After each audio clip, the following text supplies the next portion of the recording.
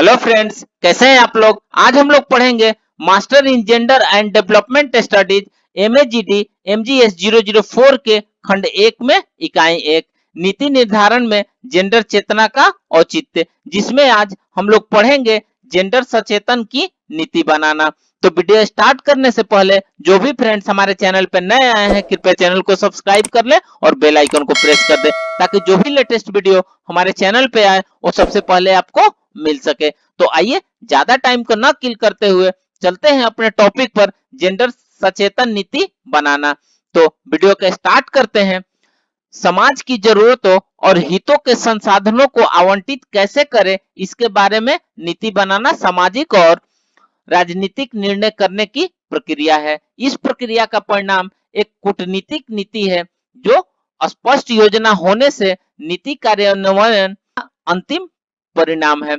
कार्यान्वयन रूपांकित कार्यक्रम समर्पण की कार्यवाही करने की प्रक्रिया है, जो प्रायः एक उत्पादन में परिणामित होती है। मोजर के अनुसार ये तीन प्रक्रियाएं जेंडर नीति की पारस्परिक चरणों का वर्णन करने में प्रयोग हो सकती है, क्योंकि जेंडर सचेतन नीति और नियोजन के बीच अंतर योजना एजेंसियों में विशिष्ट है। यह एक ऐसा क्षेत्र है जहां जरूरतों को संबोधित किया जा सकता है। जेंडर सचेतन नीति और नियोजन की जरूरत आबादी जनसंख्या की रचना से होती है। महिलाएं आबादी का एक बड़ा हिस्सा है। सामाजिक संतान उत्पत्ति और अवैतनिक कार्य करने में उनका सहयोग राष्ट्रीय अर्थव्यवस्था में एक बहुत बड़ा योगदान है। फिर भी महिलाओं की कम परिस्थिति जारी है और उन्हें आर्थिक और राजनीतिक व्यवस्था का हिस्सा बनने या लाभ उठाने में अवसरों की प्राप्ति नहीं होती है। यही कारण है कि जेंडर सचेतन नीति और योजना महिलाओं की दशाओं में एक सकारात्मक बदलाव लाने में महत्वपूर्ण उपकरण है।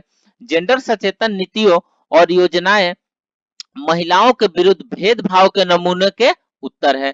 जब स्वयं महिलाएं सामूहिक विश्लेषण और नीति बनाने तथा योजना प्रक्रियाओं में सहयोग करें तो अधिक उत्थान की संभावना होती है। जहां पुरुषों को विकास योजनाओं कूटनीतियों से समान लाभ नहीं मिल रहा है, वहां एक जेंडर सचेतन उपगामों में असंतुलनों को ठीक करने के हस्तक्षेप सक्षम होते हैं। जेंडर तटस्थ विकास नीतियां और कार्यक्रम महिलाओं और पुरुषों की अलग अलग जीवन दशाओं को पहचानने में नाकाम है, और इस प्रकार वे पुरुषों के जिनका प्रशिक्षण और विकास कार्य ढांचे के भीतर उपलब्ध ऋण अवसरों पर बेहतर पहुंच रखते हैं, अनुकूल करते हुए वे समाप्त हो जाते हैं। इसके अतिरिक्त जिन प्रकरणों में जहां महिलाओं को समान सेवाएं महिला विशिष्ट विकास का कार्यक्रमों द्वारा उपलब्ध कराई जाती है, महिला लाभार्थी सर्वाधिक समय इन सर्वाधिक सेवाओं को करने में प्रवीण नहीं होती है, क्योंकि महिला विशिष्ट परियोजनाएं अक्सर समाज में गहरी पकड़ की जेंडर ढांचों की उपेक्षा की प्रवृत्ति है, जिसके परिणाम स्वरूप महिला और पुरुषों में निर्णय करने का अधिकार दर्जा असमान है।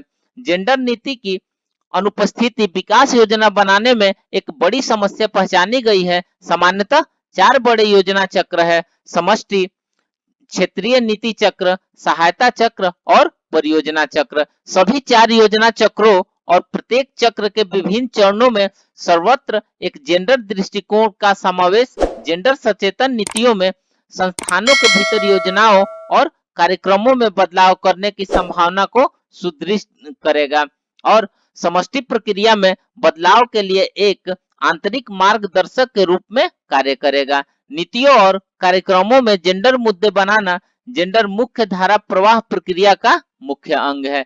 इसमें जेंडर सचेतन नीति बनाना और कार्यक्रमों जो महिलाओं और पुरुषों की विभिन्न भूमिकाओं, संसाधनों, जरूरतों और हितों का ध्यान और उन्हें ठीक करना और जारी रखना है। जेंडर सचेतन नीति निर्धारण प्रत्येक नए विकास युग शुरुआत से पहले किए गए जेंडर विश्लेषण द्वारा सूचित करना चाहिए। जेंडर मुख्य धारा प्रवाह के 2 रूप होते हैं: एक पूरक करने वाले, जो यह सुनिश्चित बताता है कि जेंडर असमानता संबंध वर्तमान विकास रूप निर्देशन में स्वतः विकास एजेंडा के बिना संबंध है, तथापि क्षेत्र और कार्यक्रम प्राथमिकताएं सामान्यतः बिना किसी बदलाव के अक्षुण्ण रहती है। दूसरा एजेंडा बनाना या रूपांकित जेंडर मुख्यधारा प्रवाह है, जिसमें वर्तमान विकास एजेंडा का रूपांतरण शामिल होता है। एजेंडा बनाना जेंडर मुख्यधारा प्रवाह महिलाओं की भागीदारी, विकास निर्णय और कार्यान्वयन के सभी चरणों में निहित है। पूरककर्ता के विपरीत एजेंडा बनाने का जेंडर मुख्यधारा प्रवाह न केवल महिलाओं के व्यक्तिगत जरूरत की पहचान बनाता है, बल्कि विकास रूप निर्देशन के भीतर महिलाओं के एजेंडा को भी पूर्णतः बनाता है।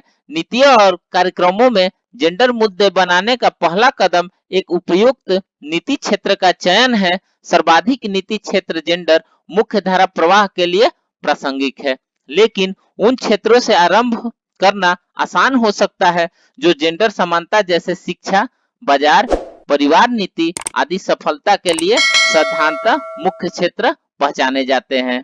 तो फ्रेंड्स, इस प्रकार से आज हमने जेंडर सचेतन नीति बनाने के बारे में पढ़ा। तो मिलते हैं एक नए वीडियो के साथ में, बने रहिए हमारे चैनल पर। तब तक के लिए धन्यवाद।